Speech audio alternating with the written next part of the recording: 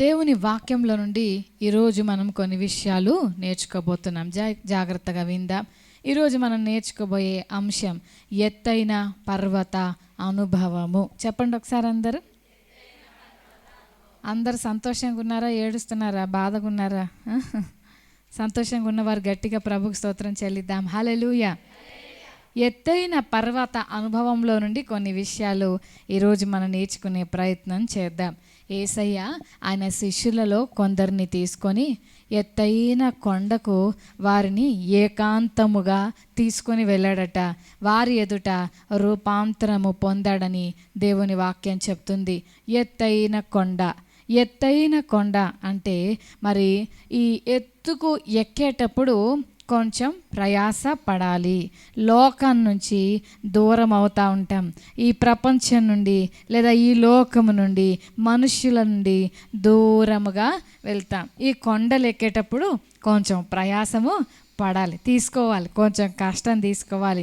చాలామంది కొండ అనుభవం కావాలి ప్రభు అంటారు, కానీ దేవుని కొరకు దేవునికి దగ్గర అవ్వడానికి ఏమాత్రం కూడా కష్టపడటానికి ఇష్టపడరు.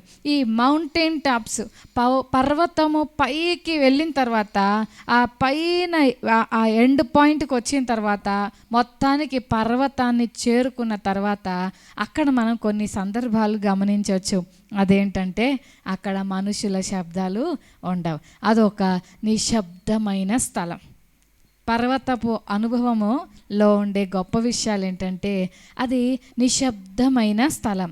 అంతేకాదు అది ఏకాంతపు అనుభవం. అక్కడ ఎవరు కనబడరు. ఇంట్లో కూర్చొని కొంతమందికి పాపం ప్రార్థన చేసుకుందామంటే మమ్మీ ఆకలేస్తుందని ఒకటి తలుపు కొడతాడు, ఇంకొకడు మేడం గారు గ్యాస్ వచ్చిందని ఇంకొకరు పిలుస్తూ ఉంటారు, అమ్మ టీ పెట్టు అని భర్త అంటూ ఉంటాడు. ఆల్ కైండ్స్ ఆఫ్ డిస్టర్బెన్సెస్ ఇంట్లో ఉంటే చాలా రకాల ఆటంకాలు వస్తూ ఉంటాయి. కొంతమందికి పాపం ప్రార్థన చేసుకుందామని కూర్చుంటారు, కానీ చాలా ఆటంకాలు.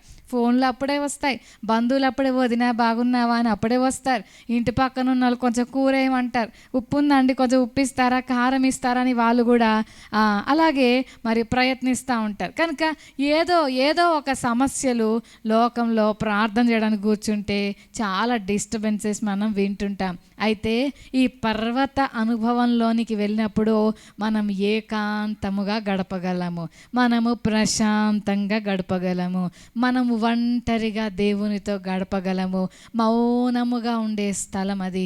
కేవలం ప్రభు మీద ఏక దృష్టి నిలిపే స్థలము పర్వత అనుభవం. హల్లెలూయా, హల్లెలూయా. పర్వతపు అనుభవము కేవలము దేవుని మీద మనసు పెట్టగలిగిన ఏకాంతపు దృష్టి, అది పర్వత అనుభవం. ఈరోజు ప్రియ దేవుని బిడ్డ, ఈ అనుభవంలో నుండి మనము అనేకమైన పాఠాలు నేర్చుకోబోతున్నాం. కనుక జాగ్రత్తగా మనసు పెట్టి దేవుని వాక్యాన్ని మనం విందాం. మరి ఈ పర్వత అనుభవంలో నుండి అనేకమైన విషయాలు మనం నేర్చుకోబోతున్నా. బైబిల్ గ్రంథంలో చాలామంది భక్తులు ఈ అనుభవాన్ని పొందుకున్నారు.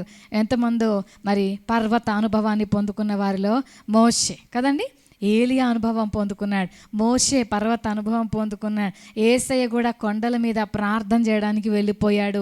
ఆ తర్వాత ఏలియా కర్మేలు పర్వత, అందుకే ఇందాక ఒక పాట పాడాం కదా, కర్మేలు పర్వత అనుభవము మాకు కావాలి, మోషే చేసిన ఏలియా చేసిన ఆసక్తి ప్రార్థన కావాలి, సీనాయి పర్వత అనుభవము మాకు కావాలి అని పాడాం కదా. ఈ పర్వత అనుభవాలు మనం పొందుకునే వారిగా ఉండాలని ప్రభు ఆశపడుతున్నాడు. ఎంతోమంది దేవుని భక్తులు ఈ మౌంటైన్ టాప్ ఎక్స్పీరియన్స్లు పొందుకున్నారు, ఈ పర్వత అనుభవాలు పొందుకున్నారు. ఈ అనుభవాలలో ఏం నేర్చుకున్నారు, ఏం జరుగుతుందంటే ప్రతి పర్వత అనుభవంలో ఒక అద్భుతమైన సన్నిధి, ఒక అద్భుతమైన దేవుని ప్రసన్నత, ఒక అద్భుతమైన అనుభవంతో తిరిగి వచ్చారు. ఒకసారి అందరు జాగ్రత్తగా ఆలోచన చేయండి. మౌంటైన్ మీదకి, పర్వతం మీదకి వెళ్ళేటప్పుడేమో ఒకలాగా వెళ్ళారు, వచ్చేటప్పుడు మరొకలాగా వస్తున్నారు. హల్లెలూయా. వెళ్ళేటప్పుడు మామూలుగా వెళ్ళారు, కానీ వచ్చేటప్పుడు మహిమతో వచ్చారు. మోషే ఆ పర్వతానికి వెళ్ళినప్పుడు ఆర్డినరీ పర్సన్గా వెళ్ళాడు, కానీ వచ్చేటప్పుడు అతని ముఖము దేవుని యొక్క కాంతిని ప్రతిబింబించేదిగా, రిఫ్లెక్షన్, గాడ్స్ గ్లోరీని రిఫ్లెక్ట్ చేసేదిగా ఆ మహిమ ఉండటం వల్ల ప్రజలు అంటున్నారు, మోషే నీ ముఖమును మేము చూడలేము మోషే. ఎందుకు? ఎప్పుడు చూసే ముఖమే కదా. ఈరోజు ఎందుకు మీకు ఈ వ్యత్యాసం కనిపించిందంటే దేవుని మహిమను అతని ముఖం మీదకి రిఫ్లెక్ట్ చేసుకున్నాడు. అతను దేవునితో కూర్చొని కూర్చొని కూర్చొని దేవునితో గడిపి దేవుని యొక్క కాంతి తన ముఖం మీదకి వచ్చేసింది. దేవుని యొక్క రిఫ్లెక్షన్, ఆ వెలుగు, ఆ కాంతి, ఆ మహిమ తన ముఖం మీదకి వచ్చేసింది. అసలు ప్రార్థనలు అంటే ఇలాంటి ప్రార్థనలు చేయాలి. మనం చేసే ప్రార్థనలు ఎలా ఉండాలంటే దేవుని ముఖ కాంతి మన ముఖంలోకి వచ్చేయాలి, దేవుని వెలుగు మన జీవితంలోనికి వచ్చేయాలి. ఇటువంటి ప్రార్థన అనుభవంలో మనం ఎదుగుతూ ఉంటే మన ముఖాలే కాదు, మన బ్రతుకులు మారుతాయి, మన హృదయాలు మారుతాయి, మన జీవితాలు మారుతాయి, మన ప్రవర్తనలు మారుతాయి. మనమే కాదు, మన పక్కన వాళ్ళు మారిపోతారు. మన పక్కన వాళ్ళే కాదు, మన ఇరుగు పొరుగు వారు మారిపోతూ ఉంటారు, మన బంధువులు మారిపోతూ ఉంటారు. కారణం ఏంటంటే కేవలము నీవు దేవునితో గడుపుతున్న ఆ అనుభవము, ఆ మహిమ, ఆ తేజస్సు అనేకుల జీవితాలకు ప్రభావితం చూపిస్తూ ఉంది.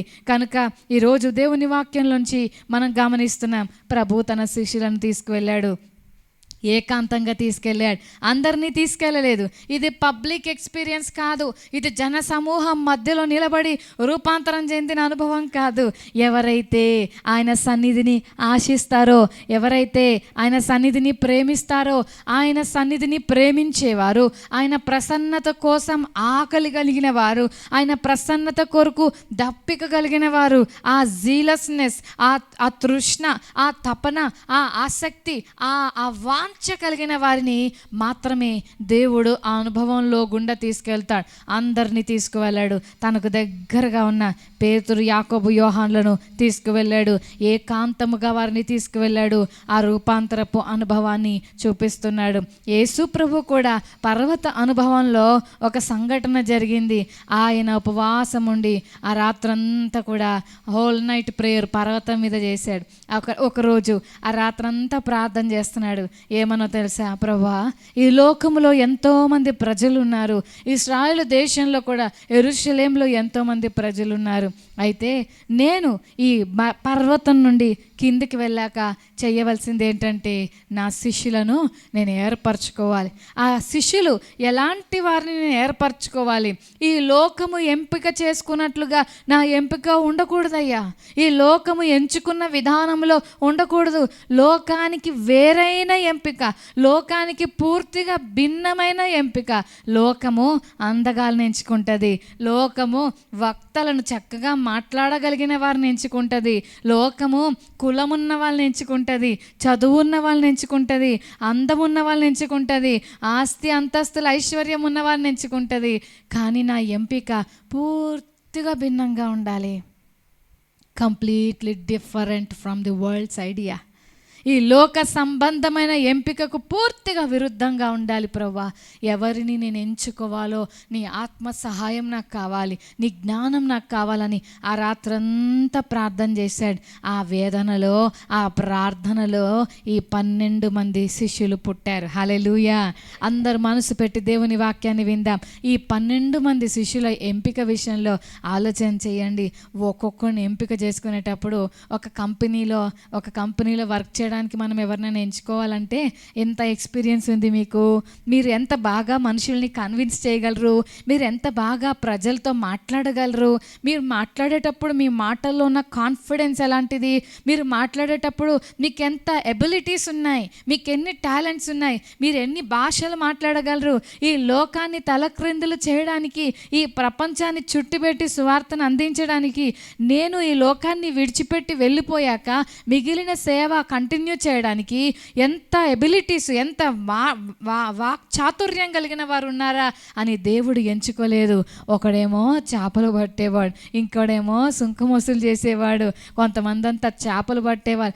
ఎంతోమంది పామరులను దేవుడు ఎంచుకున్నట్లుగా దేవుని వాక్యంలో చూస్తున్నాను. ఇల్లిటరేట్స్ని దేవుడు ఎంచుకున్నాడు, చదువు లేని వాళ్ళని ఎంచుకున్నాడు. కొంతమంది ఏంటమ్మా దేవుని కోసం పరిచర్లు వాడబడట్లేదు, ఏం చేయట్లేదు ఏంటంటే మేమేం చేస్తామండి, చదువు లేని వాళ్ళమండి, మాకేమొచ్చండి దేవుడు వాడుకోవడానికి, మాకేమొచ్చండి, మాకు చదువు రాదు కదండి అంటారు. అసలు దేవుడు ఎంచుకున్న శిష్యులందరికీ ఏం లేదు, ఆల్మోస్ట్ అందరికీ చదువు లేదు. అయినా కూడా దేవుడు వారిని ఏం చేశాడు, ఈ ప్రపంచం అంతటికి సువార్తను అందించడానికి ఆ చదువు లేని వారిని దేవుడు ఏర్పరచుకున్నాడు. ఇలా దేవుడు ఏర్పరచుకోవడానికి దేవుడు తన ఆత్మ సహాయం ఎందుకు అనుగ్రహించాడు, ఎలా అనుగ్రహించాడంటే ఆ రాత్రంతా దేవుడు పర్వతం మీద ఉండి ప్రార్థన చేస్తున్నాడు. ఎక్కడ నన్ను కన్ఫ్యూజ్ కాలేదు. సమూయేలు ప్రవక్త సహితం కన్ఫ్యూజ్ అయిపోయాడు.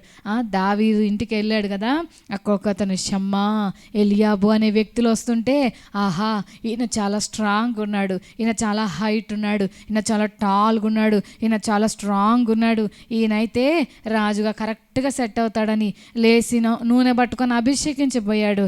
దేవుడు అంటున్నాడు, ఆగు సమూయేలు, he is not the one. మనుషుల దృష్టికి ఘనముగా కనపడుతుంది, దేవుని దృష్టికి అసహ్యము. అది కాదు, అతడు కాదు. ఎవరైతే కాదనుకున్నారో, ఎవరైతే ఇతను ఫిట్ కాడనుకున్నారో, ఎవరైతే రాజుగా ఉండటానికి ఇతడు అర్హుడు కాదని అనుకున్నాడో ఆ వ్యక్తి లోపలికి అడుగు పెడుతుంటే ఇదిగో ఇతడే నేను కోరుకున్నవాడు, హల్లెలూయా, నేను కోరుకున్నవాడు ఇతడే అని ఎంత చక్కగా దేవుడు అతని గురించి సాక్ష్యం ఇచ్చాడు. ప్రియ దేవుని బిడ్డ, దేవుని దృష్టి చాలా ప్రత్యేకమైనది. దేవుడు ఆ టాలెంట్లు ఉన్న వారిని వాడుకోవడం కంటే ఏమీ లేని వాళ్ళని తీసుకొచ్చి గొప్పగా దేవుడు వాడుకుంటాడు. ఆయన గొప్పతనం ఏంటంటే పనికొచ్చే వాళ్ళని వాడుకోవడం కాదు, పనికిరాని వాళ్ళని దేవుడు వాడుకుంటాడు. ఆయన గొప్పతనం ఏంటంటే అర్హత ఉన్న వాళ్ళని కాదు, అర్హత లేనోళ్ళని దేవుడు వాడుకుంటాడు. అందులో నువ్వున్నావు, నేనున్నా. హల్లెలూయా, హల్లెలూయా. కనుక ఈరోజు దేవుని వాక్యం నుంచి మనం చూస్తున్నాం పర్వత అనుభవం. ఎంత గొప్ప అనుభవం అంటే అక్కడికి వెళ్తున్న వారు ఒక నూతనమైన ఎక్స్పీరియన్స్తో వస్తారు. మన ముఖాలు మారాలి అంటే, మన జీవితాలు మారాలంటే, మనం ఏదైనా అనుభవం పొందుకోవాలంటే అది పైన ప్రారంభించబడదు, అది అంతరంగంలో స్టార్ట్ అవుతుంది. ఇన్సైడ్, లోపల ప్రారంభించబడి బయట కనబడుతుంది. మనలో ఉన్న మార్పు కూడా లోపల ప్రారంభించబడాలి, ఆ తర్వాతే బయటికి కనిపించాలి. మన ఇంటి ముందు చెట్టు ఉంది, ఒక చెట్టు. ఆ చెట్టు దగ్గర మేము ఈ మధ్యకాలంలో గొంగలి పురుగులు అందులోనికి వెళ్ళి సీతాకోక చిలుకలుగా మార్చబడటం చాలా ప్రత్యక్షంగా మా ఇంట్లోనే చూసాం. అక్కడ ముందు ఒక గుడ్డు ఏర్పడింది. ఆ గుడ్డు రాత్రి సమయంలో ఎంత మెరుస్తుందంటే సిల్వర్ కలర్లో అయిపోయింది. అది నల్లగా ఉండేది ఆ పురుగు, లోపలికి వెళ్ళగానే సిల్వర్ కలర్. రాత్రి మేము వాకింగ్కి వెళ్తున్నప్పుడు చాలా వెలుగు వస్తుండేది అందులో నుంచి. లోపల ఏం జరుగుతుందో ఎవరికి అర్థం కాదు, లోపల ఏం జరుగుతుందో అస్సలు తెలిసేది కాదు, లోపల ఏం జరుగుతుందో ఏం అర్థంగా అయ్యేది కాదు. బయటికి మాత్రం ఒక సిల్వర్ కలర్ గుడ్డులాగా అంతే కనిపించేది. కానీ something is going in side, లోపల ఏదో జరుగుతుంది, బయట కనిపించట్లేదు. ఈరోజు మన ప్రార్థన జీవితం కూడా ఏం చేయాలి అంటే నీ లోపల ఏదో కార్యము జరిగించాలి. హల్లెలూయా.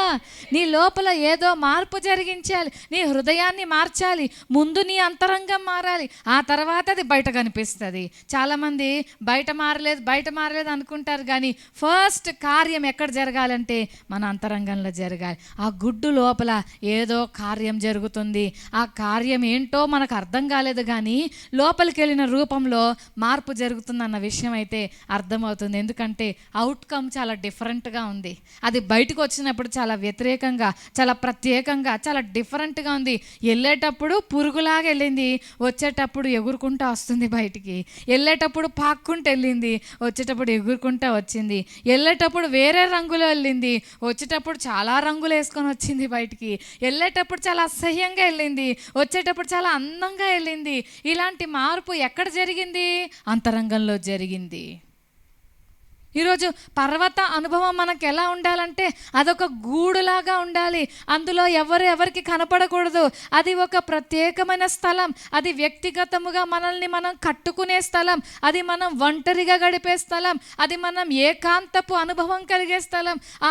ఆ పర్వతపు అనుభవంలో ఏదో కార్యం జరగాలి. అది నీ అంతరంగాన్ని మార్చేదై ఉండాలి. అది నీ జీవితంలో జరగాలని ఆశపడితే గట్టిగా ప్రభుకు స్తోత్రం చెల్లిద్దాం. హల్లెలూయా, హల్లెలూయా. కనుక ఎక్స్పెక్ట్ చేస్తూ కూర్చోవాలి. ఇక్కడ దేవుడు నాతో ఏం మాట్లాడతాడని కూర్చోవాలి. నిద్రపోతూ కూర్చున్నావనుకో, నువ్వు రావటం అవసరం లేదు. చక్కగా లేచి వెళ్ళిపోవచ్చు ఇంటికి వెళ్ళి మంచం మీద పడుకోవచ్చు. ఏం ప్రాబ్లం ఏముంది? ఇక్కడ కూర్చొని నిద్రపోయే కంటే మంచిగా దుప్పటేసుకొని పడుకోవచ్చు కదా. దేవుని సన్నిధికి వచ్చేటప్పుడు భయంతో రావాలి. దేవుడు ఉన్నాడని రావాలి. దేవుడు చూస్తున్నాడు అని రావాలి. దేవుడు మాట్లాడతాడని రావాలి. అంతేగాని బొమ్మలు వచ్చి కూర్చున్నట్టుగా మనం కూర్చొని అలా ఇలా ఊ కొట్టామనుకోండి, వచ్చి కూడా వేస్టే అనవసరంగా. దేవుని మందిరంలోకి మనం వచ్చామంటే ఇది ఒక గూట్లోనికి వచ్చినట్టు రావాలి. ఇది ఒక పర్వతపు అంచు మీదకి వచ్చినట్టుగా రావాలి. ఇక్కడ నీకు ఏదో ఒక కార్యం జరగాలి. నీ మనసులో ఏదో ఒక మార్పు జరగాలి. నీ అంతరంగంలో ఏదో కార్యం జరగాలి. నువ్వు వెళ్ళేటప్పుడు నువ్వు ఒక డిఫరెంట్ ఎక్స్పీరియన్స్తో వెళ్ళే వ్యక్తిగా ఉండాలని ప్రభు తన వాక్యం ద్వారా ఈరోజు మనతో మాట్లాడుతున్నాడు. కనుక దేవుడు తన శిష్యులను తీసుకొని పర్వతం మీదకు తీసుకువెళ్ళి అక్కడ వారికి లైవ్ డెమాన్స్ట్రేషన్ చేస్తూ ఉన్నాడు. పర్వతం మీదకి ఎక్కారు. అందరూ యేసయ్య అన్నాడు, పద మనం పర్వతం మీదకి వెళ్దాం అన్నాడు. ఆ పద అని చెప్పి అందరం కలిసి ఆ ముగ్గురు ప్లస్ యేసయ్య కలిసి వెళ్ళారు. పైన ఏం జరుగుతుందో ఈ ముగ్గురికి తెలియదు. ఏం జరగబోతుందో యేసుకు తప్ప ఎవరికి తెలియదు. పర్వతం మీదకు వెళ్ళిన తర్వాత యేసయ్య కొంచెం పక్కకు జరిగాడు. ఆ తర్వాత ఒక అనుభూతిలోనికి వారు వస్తున్నారు. వారు అనుకోకుండా ఒక ప్రత్యేకమైన కార్యము జరిగింది. అదేంటంటే యేసయ్య తన స్వరూప్యంలో ఒక నూతనమైన కాంతిని పొందుకున్నాడు. సడన్గా యేసయ్య రూపం మారిపోయింది. వీళ్ళు ఆశ్చర్యపోతున్నారు. మాతో ఉన్న ప్రభువు ఇంత శక్తిమంతుడా, మాతో ఉన్న ప్రభువు ఇంత కాంతి గలవాడా, ఇంత ప్రకాశమానమైన వాడా, ఇంత గొప్ప దేవునితో మేము సహవాసం చేస్తున్నామా మాట్లాడుకుంటూ ఆశ్చర్యపోతుండగా ఆ పక్కన ఏలియా, మోషే వారు కూడా వచ్చేసారు. వాళ్ళు వచ్చేసరికి ఈ పేతురుకు, యాకోబుకు, యోహానుకు ఏం జరిగిందో, సువర్ణ సిస్టర్ ఏం జరిగిందో తెలియలేదు. బోర్ల పడిపోయారు ముగ్గురు. ఆ శక్తిని తట్టుకోలేక, ఆ మహిమను తట్టుకోలేక, ఆ ప్రభావమును తట్టుకోలేక, ఆ తేజస్సును తట్టుకోలేక ఆ ముగ్గురు బోర్ల పడిపోయారు. వారు కళ్ళు తెరిచి చూసేసరికి ఈ ముగ్గురు మాట్లాడుకుంటా ఉన్నారు. ఎవరెవరు ముగ్గురు చెప్పండి. అందరు వెనకాల చెప్పండి అమ్మా, చెప్పండి. ఎవరమ్మా? ఎవరు మాట్లాడుకుని నిద్రపోయేటోళ్ళు అందరు గట్టిగా చెప్పాలా? అంటే మేము ఇప్పుడు ఆన్సర్ చేస్తే నిద్రపోయిన వాళ్ళు లెక్కలోకి వస్తామని చెప్పట్లేదా? సరే, మెలకు ఉన్నవాళ్ళు చెప్పండి. మోషే, ఏలియా, యేసయ్య. ఈ ముగ్గురు ఏం చేస్తున్నారు? సీరియస్గా మాట్లాడుకుంటున్నారు. సడన్గా మెలకు వచ్చింది. ఎవరికి? ఆయన శిష్యులకి. అందులో పేతురు గారు మామూలుగానే ఆయన సైలెంట్గా ఉండడుగా, ఎప్పుడు ఏదో ఒక మాట మాట్లాడుతుంటాడు. అది అవసరం ఉందా లేదా, మాట్లాడొచ్చా మాట్లాడకూడదు అన్న సంగతి తర్వాత. కానీ ఏ సంఘటన జరిగినా ఫస్ట్ రెస్పాండ్ అయ్యేది ఎవరంటే ఎవరు చెప్పండి? చెప్పాలి. ఎవరు? ముందు పేతురు మాట్లాడతాడు. మాట్లాడొచ్చా మాట్లాడకూడదా అవసరం లేదు, కానీ ముందు దుడుకుతనం ఎక్కువ, చాలా స్పీడ్గా మాట్లాడడానికి తొందరపడతాడు. కనుక పేతురు స్టార్ట్ చేశాడు. ఏమనంటే, అయ్యా మనం ఇక్కడే ఉండటం మంచిదయ్యా, అయ్యా మనం ఇక్కడే ఉండటం, ప్రభువా మనం ఇక్కడ ఉండటం మంచిది. నీకు ఇష్టమైతే ఇక్కడ నీకొకటి, మోషేకొకటి, ఏలియాకొకటి 3 పర్ణశాలలు కడతాను, 3 టెంట్లు కడతాను. టెంట్లు అంట, పర్ణశాలలు కట్టేస్తా. నీకు, ఏలియాకు, మోషేకి 3 పర్ణశాలలు కట్టేస్తానని మరి పేతురు అక్కడ మాట్లాడినట్లుగా మనం చూస్తున్నాం. సరే, దాని గురించి మనం తర్వాత చూద్దాం. అయితే పర్వతము మీదకి ఎక్కిన యేసయ్య, ఆయనతో పాటు ఉన్న ఆ ముగ్గురు శిష్యులు. అయితే ఈ పర్వతం మీద ఎక్కిన తర్వాత యేసయ్యలో మార్పు, యేసయ్య రూపము మారింది. కానీ ఈ ముగ్గురు చూసేవారుగా ఉన్నారు, వారికి ఏ మార్పు జరగలేదు. కొంతమంది చర్చికి వస్తారు, వారికి ఏ మార్పు జరగదు. సంవత్సరాలు చర్చికి వస్తూనే ఉంటారు, వస్తారు, కూర్చుంటారు, నిద్రపోతారు, వెళ్ళిపోతారు. ఎందుకు వచ్చావు సిస్టర్ చర్చికి అంటే, నిద్ర పడతలే సిస్టర్, ఇంట్లో చాలా పనులు ఉన్నాయి. ఇంట్లో ఉంటే పాలు బంద్ చేశానా, చాయ్ పెట్టుకున్నానా, వంట వండుకున్నానా, తిన్నానా, వాళ్ళు వచ్చారు వీళ్ళు వచ్చారు, ఏ పనులు. అదే చర్చికి వెళ్ళాను అనుకోండి, ప్రశాంతంగా కాసేపు జోల కొట్టినట్టు ఉంటుంది, వాక్యం చెప్తుంటే హ్యాపీగా నిద్రపోవచ్చని.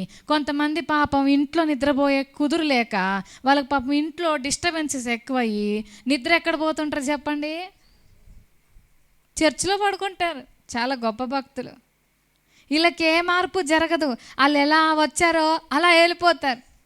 పేతురు, యాకోబు, యోహాను ఎలా పైకి ఎక్కారో అలా కిందికి దిగారు. ఆ ఎక్కిన అనుభవం వాళ్ళకి ఏ మార్పు చేయలేదు. పాపం కష్టపడి ఎక్కారు పైకి. వాళ్ళకి ఏ రూపాంతర కార్యం ఏమీ జరిగినట్టు అనిపించట్లేదు. వెళ్ళారు, బోర్ల పడుకున్నారు, వచ్చేసారు. ఈరోజు దేవుని మందిరానికి నువ్వెందుకు వస్తున్నావు? దేవుని మందిరానికి రావటం వల్ల నీకేం జరుగుతుంది? పిల్లలతో ఆడుకోవడానికి వచ్చావా? కొంతమంది పిల్లలతో ఆడుకుంటా ముచ్చట్లు చెప్తా ఉంటారు పిల్లలకి, వాక్యం వినకుండా. కొంతమంది తిరుగుతూ ఉంటారు అటు ఇటు, ఏ పని పాట లేకుండా. కొంతమంది దేవుడు అంటే భయం లేదు, నిద్రపోతుంటారు. కొంతమంది ఫోన్లు చూసుకుంటూ ఉంటారు. దేవుని సన్నిధి అన్న భయం లేదు, దేవుని మందిరంలో ఉన్నానన్న భయం లేదు. ఏదో నిర్లక్ష్యం, ఏదో అశ్రద్ధ, ఏదో అజాగ్రత్త, ఏమరపాటు. ముగ్గురు వెళ్ళారు, ఎట్లా వెళ్ళారో అట్లా వచ్చారు. నువ్వు ఎట్లొచ్చావో, నువ్వేమి మనసు పెట్టి దేవుని వాక్యం వినకపోతే దేవుని వాక్యం నిన్నేమి చేయలేదు, నీలో ఏ మార్పు తీసుకురాదు. నువ్వు మనసు పెట్టి ఏం చెప్తావో ప్రభా చెప్పు అన్న ఆసక్తి, ఆకలి, ఆ భక్షించే ఆ మనసుతో నువ్వు వస్తే తప్ప దేవుని వాక్యం నీ జీవితంలో ఏ కార్యం చేయదు. దేవుని వాక్యమే చెప్తుంది కదా, ఆశ గల ప్రాణాన్ని, చెప్పండి ఎవరిని? వచ్చిన వాళ్ళందరినీ కాదు, యేసు ప్రభు 100 మంది వెంబడించారు, అందరిని తీసుకెళ్ళి చూపించాడా? నో. ఆశ గల ప్రాణాన్ని మాత్రమే తృప్తిపరుస్తాడు. ఎవరైతే ఆశ కలిగి ఉంటారో, ఆయన స్వరం కొరకు ఎవరైతే ఎదురు చూస్తారో, ఎవరైతే ఆయన సన్నిధి కోసం భక్షించే ఆకలి. చూడండి, యాకోబు అంటాడు, నీవు నన్ను ఆశీర్వదించితేనే కానీ. అబ్రహాం ఏమన్నాడు? దేవా నీ కటాక్షం నా మీద ఉన్నాడులా, నీ దాసుని దాటి పోవద్దు, ఎందుకంటే ఈ అనుభవం నేను పోనివ్వను. భర్తమై ఎవరయ్యా శబ్దం చేస్తున్నారు, ఎవరో స్వరాలు వినబడుతున్నాయి, ఏం జరుగుతుందని పక్కన వాళ్ళని అడిగాడు. యేసుప్రభు వచ్చాడు రా ఈ దారిలో అని చెప్పాడు. అమ్మో యేసయ్య వచ్చాడా? దావీదు కుమారుడా నన్ను దాటిపోకయ్యా, దావీదు కుమారుడా నన్ను కరుణించు. మాట్లాడకు, ఎందుకు అరుస్తున్నావు? దావీదు కుమారుడా నన్ను కరుణించు, ఎందుకంటే ఈ ఛాన్స్ మళ్ళీ నాకు రాదు. అది ఆసక్తి అంటే. అంతేగాని వచ్చి కూర్చొని నిద్రపోతే మంచిగా లేచి వెళ్ళిపోవచ్చు బయటికి. వెల్కమ్. దేవుని సన్నిధిలో కూర్చున్నామంటే దేవుని స్వరం విని ఏదో ఒక మాట పట్టుకొని వెళ్ళాలి, అంతే. నువ్వు దేవుని పాదాల దగ్గర కూర్చున్నావంటే దేవుని వాక్యంలో ఏదైనా ఒక మాట, ఈరోజు దేవుడు ఏం మాట్లాడాడు నీతో అని ఎవరైనా అడిగారనుకో, భలే చెప్పారు కానండి, ఏం చెప్పారో గుర్తులేదు కానీ భలే చెప్పారండి అనకూడదు.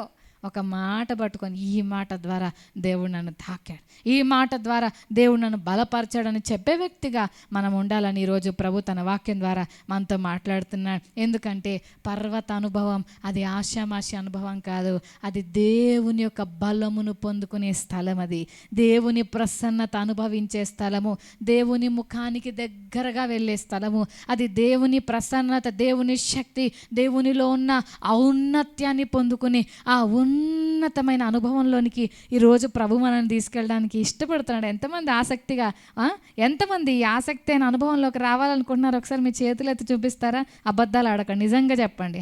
నిజంగా రావాలని ఉందా మీకు? నిజంగా రావాలి. మీ మొహాలు చెప్పట్లేదు నాకు, మరి మీ మనసు చెప్తుందేమో. ప్రభు చూస్తున్నాడు. నీవు ఆ అనుభవంలో నుండి రావాలని ఆశపడితే ఈరోజు దేవుడు తీసుకెళ్ళడానికి సిద్ధంగా ఉన్నాడు. అక్కడ ఆయన మహిమను పొందుకుంటాం, అక్కడ ఆయన బలమును పొందుకుంటాం. అందుకే యేసయ్య ఈ భూమి మీద 3.5 సంవత్సరాల పరిచర్య కాలంలో పరిచర్య చేస్తున్నాడు. మధ్యలో రాత్రి అంతా కొండ మీదకి వెళ్ళి ప్రార్థన చేస్తున్నాడు. మళ్ళీ వచ్చి పరిచర్య చేస్తున్నాడు, మళ్ళీ ప్రార్థన చేస్తున్నాడు. ప్రార్థన మానలేదు.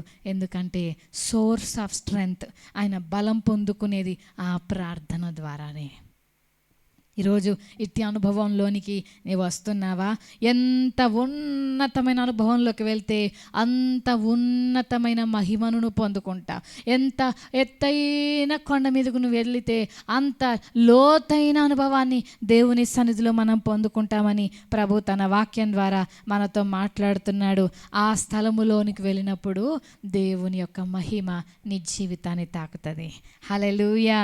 ఆయనతో ఒంటరిగా గడిపిన వారందరూ కూడా ఎంత దీవించబడ్డారు. అందుకే మత్తయి సువార్త 6వ అధ్యాయంలో అంటాడు కదా, నీవు ప్రార్థన చేయునప్పుడు నీ గదిలోనికి వెళ్ళి తలుపు వేసుకొని రహస్యమందున్న నీ తండ్రికి ప్రార్థన చేస్తే అప్పుడు చెప్పండి, అప్పుడు రహస్యమందు చూచు నీ తండ్రి నీకు ప్రతిఫలము ఇస్తాడు. రహస్యమందు చూస్తున్న నీ తండ్రి నీకు ప్రతిఫలం ఇస్తాడు.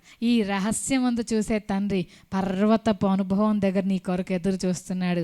ఇక్కడికి ఎక్కిరమ్మో అంటాడు కదా. ఏమంటాడు చెప్పండి? ఇక్కడికి ఎక్కిరమ్మో.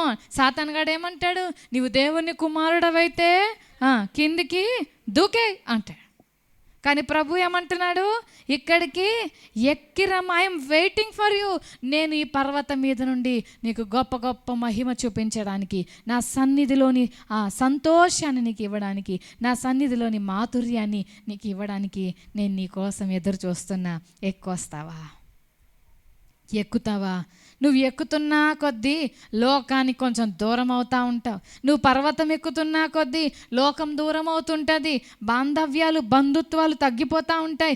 ఎక్కుతున్నా కొద్దీ కొంచెం శ్రమ, కొంచెం ఇబ్బంది, కొంచెం కష్టం నీకు ఎదురవుతూ ఉంటుంది.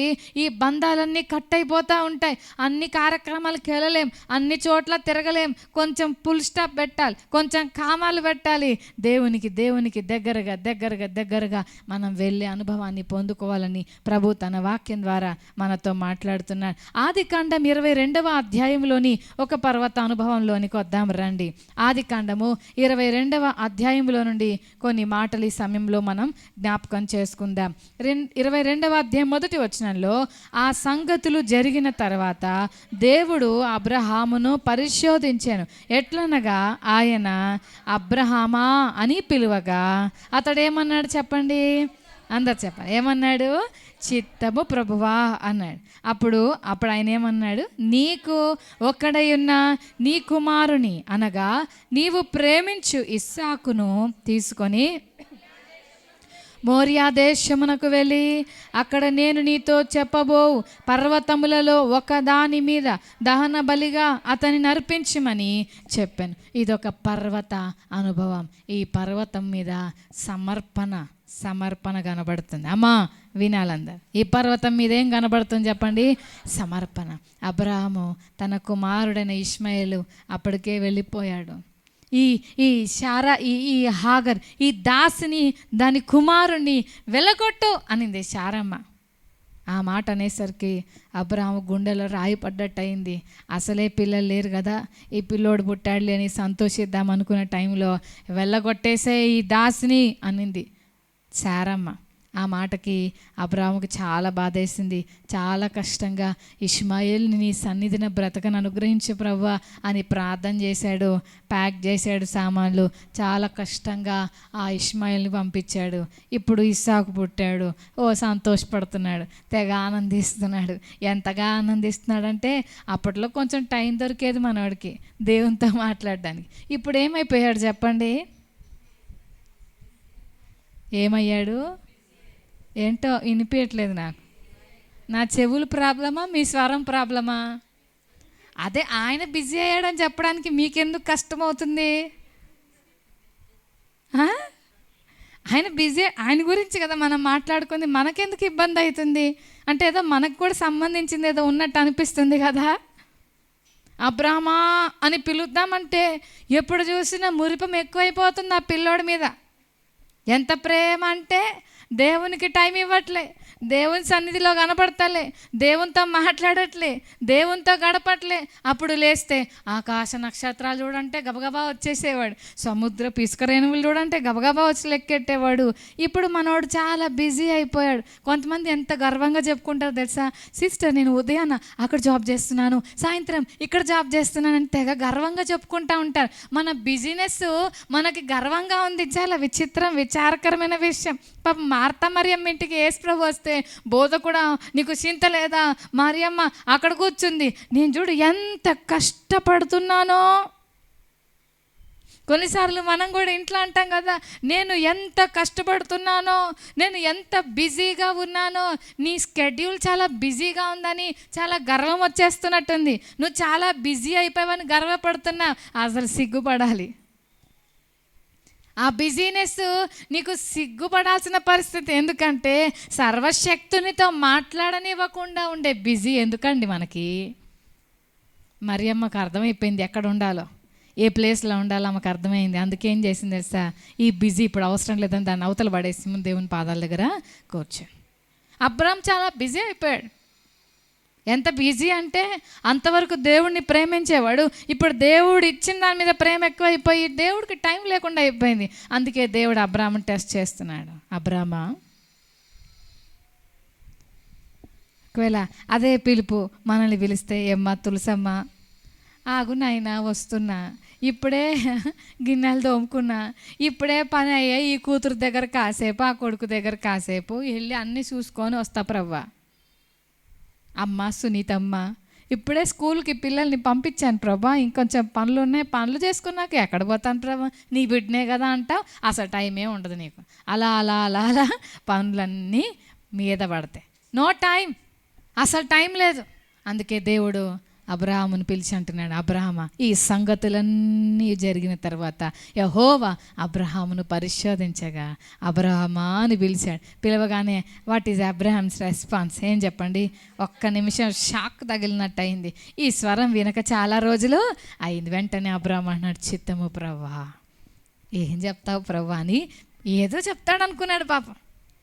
అప్పుడు పిలిచినప్పుడు, ఇన్నిసార్లు పిలిచినప్పుడు ఏం చెప్పాడంటే, ఆకాశ నక్షత్రాలాగా I'm going to bless you, నేను నిన్ను దీవిస్తాను, సముద్రపు ఇసుక రేణువుల వలె నేను నిన్ను ఆశీర్వదిస్తాను. ఆ తూర్పు చూడు, ఉత్తరం చూడు, పడమర చూడు, దక్షిణం చూడు, నిన్ను అట్లా దీవిచ్చేస్తాను అబ్రాహ్మ అని అంటే, దేవుడు ఇప్పుడు ఏమి ఇస్తాడో, నాకు ఏం వాగ్దానం చేస్తాడో, ఏం ఆశీర్వదిస్తాడని చాలా ఎగ్జైటెడ్గా దేవుని దగ్గర ఎదురు చూస్తుంటే దేవుడు అన్నాడు, నీకు ఒక్కడయ్యున్న నీ కుమారుని చెప్పు ప్రభా, ఎంత గొప్పవాడిని చేస్తావు.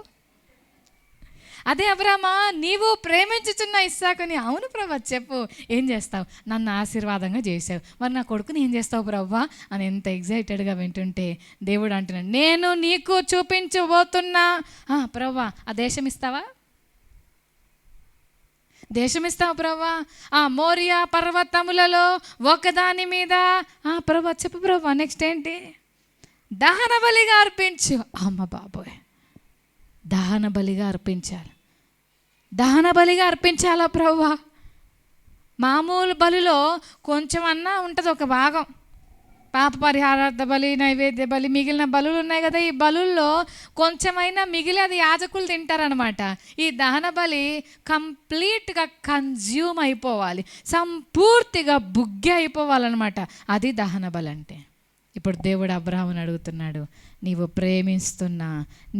ప్రేమించుచున్న నీ కుమారుడైన ఇస్సాకును నేను నీకు చూపించబో పర్వతములలో ఒక దాని మీద దహన బలిగా నాకు అర్పించు. ఒకవేళ ఇలాంటి గనక పిడుగుపాటు కోరికలు దేవుడు మన పట్ల కోరితే మన గుండె అక్కడే ఆగిపోతాయి కదా. మన గుండె అక్కడే ఆగిపోద్ది. కానీ అబ్రహాము విషయంలో దేవుడు అతన్ని కొండెక్కిస్తున్నాడు. ఈ కొండ ఏం కొండ? మోరియా కొండ. ఈ కొండ సమర్పణ కొండ. ఈ కొండ ఎక్కేటప్పుడు ఎవరైనా సరే ఈ పర్వతం ఎక్కాలి. ఈ పర్వతం ఎక్కిన ప్రతి వాళ్ళు ఏమనుకుంటే ఎక్కాలో తెలుసా? నావన్నీయు నీవే, నీవన్నీయో నావే. ప్రభా, నువ్వు నాకేమిచ్చినా అది నీకే ప్రభా. నీకంటే నాకేది ఎక్కువ కాదు ప్రభా. నేను ఎంత ప్రేమించేదైనా అది నీ కోసం వదులుకోవడానికి ఇష్టపడుతున్నాను ప్రభా అని తన భార్యకు చెప్పకుండా నెక్స్ట్ మార్నింగ్ 3వ వచనం చూడండి. ఆదికాండం 22వ అధ్యాయం 3వ వచనంలో చదవాలి. అందరూ ఆ మాట చదవండి. అందరు చెప్పాలి మళ్ళీ. ఎప్పుడు ప్రభా కొంచెం టైం ఈ ప్రభా అన్నాడా? ఏమన్నాడు చెప్పండి? నెక్స్ట్ ఇమీడియట్ మార్నింగ్ తెల్లవారినప్పుడు అబ్రాహాము లేచి తన గాడిదకు గంత కట్టి తన పనివారిలో ఇద్దరిని తన కుమారుడకు ఇస్సాకును వెంటబెట్టుకొని దహన బలి కొరకు ఏం చేశాడండి? కట్టెలను చీల్చి లేచి దేవుడు తనతో చెప్పిన చోటికి వెళ్ళాను. లేచాడు. భార్యకు చెప్పలే, ఆపేస్తుందేమో అని. ఇద్దరు పనులను తీసుకున్నాడు. గాడిదకు గంత కట్టాడు, కట్టెలు రెడీ చేసుకున్నాడు, బయలుదేరి వెళ్ళిపోయాడు. వాళ్ళ కొడుకు అనుకుంటాడు, మా డాడీ ఎంత మంచిగా నన్ను సమ్మర్ వెకేషన్కి తీసుకెళ్తున్నాడు, మా డాడీ నన్ను కొండల మీదకి తీసుకెళ్తాడట, మా డాడీ నన్ను బయటికి తీసుకెళ్తాడంట అని పాపం మురిసిపోతున్నాడు ఆ పిల్లోడు. మోరియా పర్వతం మీదకు తీసుకువెళ్ళాడు దేవుడు. ఆ పర్వతాల దగ్గరికి వెళ్ళి అప్పుడు చెప్తా ఏ పర్వతం ఎక్కాలో, ముందే చెప్పలేదు. పర్వతాల దగ్గరకు వెళ్ళాక ఈ పర్వతం ఎక్కువ. పర్వతానికి ఎక్కేటప్పుడు పనోళ్ళు ఎక్కడైనా ఆపేస్తారేమో, ఎక్కాక దహన బలి ఇవ్వకుండా వాళ్ళు ఏమైనా అడ్డుకుంటారేమో. నా దేవునికి నేను చేసిన ఒప్పందం విషయంలో నా భార్య కానీ పని వాళ్ళు కానీ ఎవరు అడ్డం రావడానికి వీల్లేదు అని తన పనివారిని అక్కడ వదిలేసి నేను నా కుమారుడు వెళ్ళి మళ్ళీ వస్తామని చెప్పి తన కుమారుడి భుజం మీద కట్టెలు వేసి పర్వతపు అనుభవాన్ని పొందుకుంటున్నాడు అబ్రహాము. ఈ పర్వతం ఎక్కేటప్పుడు అబ్రహాం మనసులో ఒకటే ఆశ, నా ప్రభువు గొప్పవాడు, నా ప్రభు కంటే నాకేది ఎక్కువ కాదు, నా ప్రభు అవసరమైతే ఎంతగానో ప్రియమైన నా కుమారుడినైనా ప్రభు కోసం I am ready to sacrifice, ఇచ్చేయడానికి నేను సిద్ధంగా ఉన్నానని సమర్పణతో వెళ్ళాడు. ఈరోజు ఈ మాటలు వింటున్న నీవు ప్రభు కోసం నువ్వు ప్రేమించేది వదులుకోవడానికి సిద్ధమేనా? పర్వతానుభవం అంటే ఏంటి? కింద వదులుకోవాలి.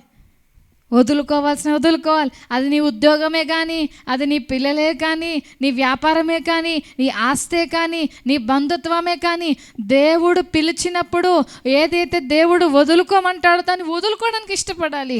అదే సాక్రిఫైస్, అదే సమర్పణ. ఆ పర్వతం మీదకి వెళ్తున్నప్పుడు కొడుకు అడుగుతున్నాడు, డాడీ అన్నీ ఉన్నాయి కానీ పశువు ఏది డాడీ అంటే, ఈ బాబుకు బలి అర్పించేటప్పుడు ఏమి కావాలో అన్నీ తెలుసు. మన పిల్లల్ని అడగండి, బలి అర్పించాలంటే ఏం తెలుసు, ఏమేమి కావాలి నాన్న అడగండి అంటే, బలి అంటే ఏంటి మమ్మీ అంటారు. కానీ అబ్రహాం చక్కగా తన బిడ్డలకు నేర్పుకున్నాడు, బలి అర్పించాలంటే ఏమేం కావాలి. బలిపీఠానికి కట్టెలు ఉన్నాయి, నిప్పు ఉంది డాడీ, మరి పశువేది అని అడిగాడు. ఆ మాట అబ్రహాం హృదయాన్ని పగలగొట్టే ఉండొచ్చు. దేవుడే చూసుకుంటాడు. నాన్న యెహోవా ఈరని తీసుకెళ్ళాడు. కొండ మీదకి వెళ్ళాక రాళ్ళన్నీ ఇద్దరు కలిసి పేర్చారు. భుజం మీద ఉన్న కట్టెలన్నీ తీసి చక్కగా క్రమముగా పేర్చాడు. అంతా సెట్ అయిపోయింది. ఆల్టర్ సెట్ అయిపోయింది. పర్వతపు అంచున ఉన్నారు. బలిపీఠం కట్టబడింది. కట్టెలు క్రమముగా పేర్చబడ్డాయి. ఇప్పుడు తండ్రి తన కుమారుడని ఇస్సాకుతో అంటున్నాడు, నాన్న ఇందాక పైకి వచ్చేటప్పుడు నువ్వు ఒక క్వశ్చన్ వేసావు కదా, బలిపీఠం మీద పశువు ఏదని అడిగావు కదా నాన్న, ఆ క్వశ్చన్కి ఆన్సర్ చెప్తున్నాను. ఆ పశువు ఎవరో కాదు, నువ్వే. ఈ మాట చెప్పడానికి తండ్రికి ఎంత పెద్ద మనసు కావాలి. ఆ పశువు ఎవరివో కాదు నాన్న, అది నీవే, అది నీవే అని చెప్పినప్పుడు ఆ కుమారుడు మరో మాట మాట్లాడకుండా తన 2 చేతులు తన తండ్రికి అప్పగించేసుకున్నాడు. తండ్రి ఏ చేతులతో తన బిడ్డను ఎత్తుకున్నాడో, ఏ చేతులతో తన బిడ్డకు తినిపించాడో, ఏ చేతులతో తన బిడ్డను ఆడించాడో, ఆ 2 చేతులతో తన బిడ్డ చేతులు కట్టేస్తున్నాడు. తన కాళ్ళు కట్టేసి ఆ పశువులాగా బలిపీఠం మీద పండుకోబెట్టి ఆ 2 చేతులతో తన చేతిలో ఉన్న కత్తిని పట్టుకొని 2 చేతులతో పైకి ఎత్తాడు. పర్వతపు అనుభవములో ఎంత గొప్ప సత్యం ఉందో చూడండి. అదెంత గొప్ప అనుభవమో చూడండి. అదెంత గొప్ప, అందులో ఎంత ప్రేమ దాగుందో చూడండి. ఆ బలిపీఠం మీద ఎంత ప్రేమ దాగుందో చూడండి. ప్రభువును ప్రేమిస్తున్న అబ్రహాము తన కుమారునైనా ఇయ్యటానికి వెనుక తీయలేదండి, వెనుక తీయలేదు. ఆ పర్వతం అనే సమర్పణ పర్వతం ఎక్కాడు.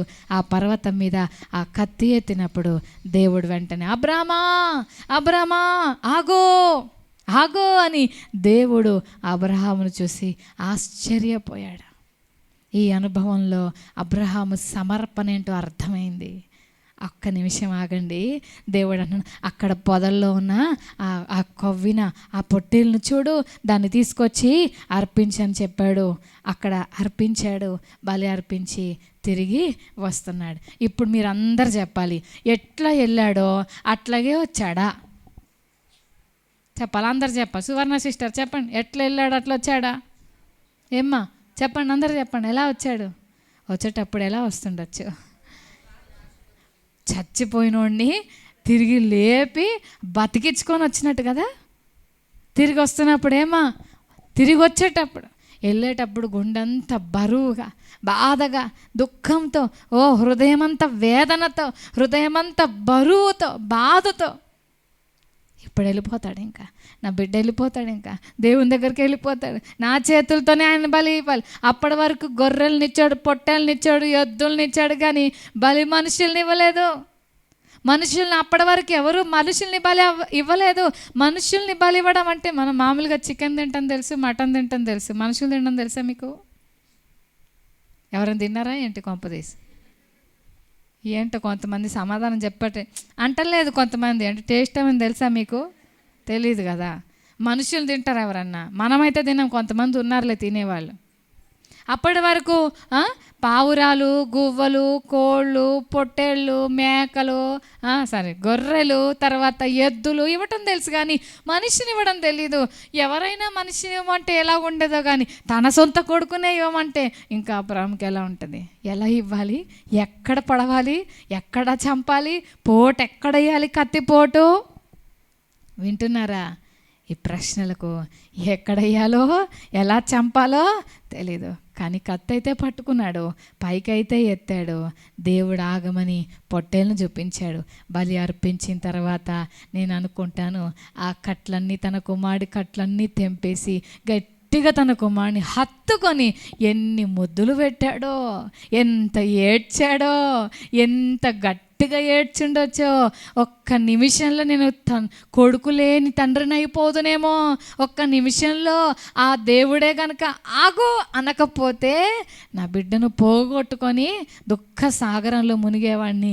దేవుడు నా బిడ్డ నాకు ఇచ్చేసాడు, నా కొడుకుని దేవుడు నాకు ఇచ్చేసాడని ఎంత ఆనందించి, ఎంత కేకలేసి, ఎంతగా దేవుని స్తుతించి, ఎంత విజయంతో తిరిగి వస్తున్నా. ఆ మొహం వెలిగిపోతుంటుంది కిందికి వచ్చేటప్పుడు. పని వాళ్ళు అడుగుండొచ్చు, నాయనా అయ్యగారు ఇన్నిసార్లు మీరు బలులు అర్పించడానికి వెళ్ళారు, కానీ ఇప్పుడేంటి సార్ చాలా సంతోషంగా ఉన్నారు?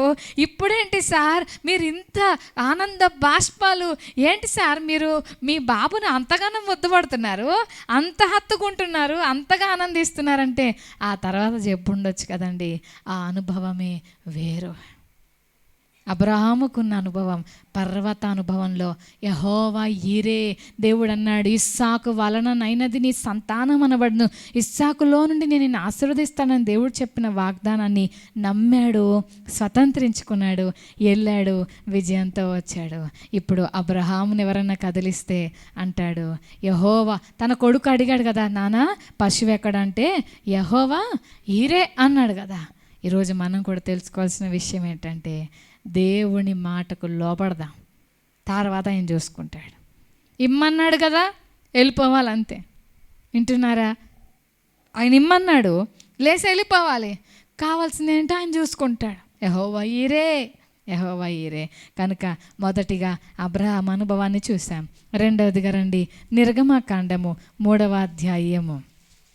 నిర్గమకాండము 3వ అధ్యాయంలో చూడండి, మొదటి వచనంలో, మోషే మిద్యాను యాజకుడైన యిత్రోను తన మామ మందను మేపుచు ఆ మందను అరణ్యము అవతలకు తోలుకొని దేవుని